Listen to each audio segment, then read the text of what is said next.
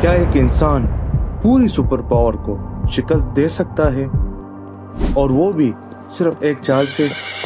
یہ کہانی ہے ایک ایسی جنرل کی جس نے جنگ ہتھیار سے نہیں عقل سے جیتا تھا۔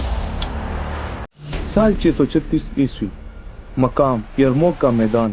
ایک طرف رومی سلطنت، دنیا کی سب سے بڑی، سب سے طاقتور فوج، اور دوسری طرف چند ہزار مسلمان۔ نہ وسائل، نہ بڑی فوج، بس ایمان اور حوصلہ۔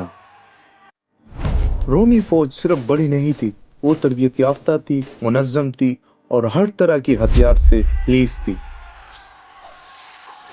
اور ان کا ایک ہی مقصد تھا، مسلمانوں کو ہمیشہ کے لیے ختم کرنا۔ اگر یہ شکست ہوتی تو شاید آج کی تاریخ کچھ اور ہوتی۔ یہ وہ لمحہ تھا جہاں ہمت نہیں، عقل کی ضرورت تھی۔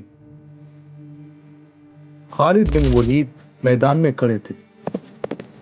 انہوں نے ایک نظر ڈالی اور فوراً سمجھ گئے کہ سیدھا مقابلہ صرف موت ہے۔ تو انہوں نے کچھ ایسا سوچا جو کسی کے وہم و گمان میں بھی نہیں تھا۔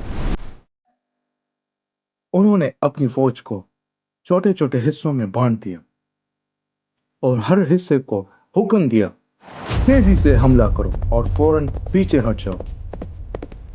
رومیوں کو لگا کہ مسلمان ہر طرف سے حملہ کر رہے ہیں، کہیں سے تیر، کہیں سے تلوار،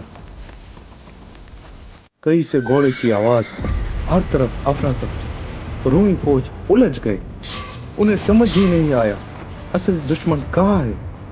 اور یہی وہ لمحہ تھا جب خالد بن ولید نے حکم دیا، فوراً حملہ۔ مسلمان ایک ساتھ ٹوٹ پڑے۔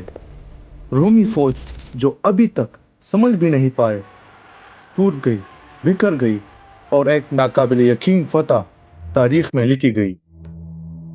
یرموک کا وہ میدان آج بھی گواہ ہے کہ فتح مٹی کے ڈیروں یا سپاہیوں کے گدی سے نہیں ہوتی،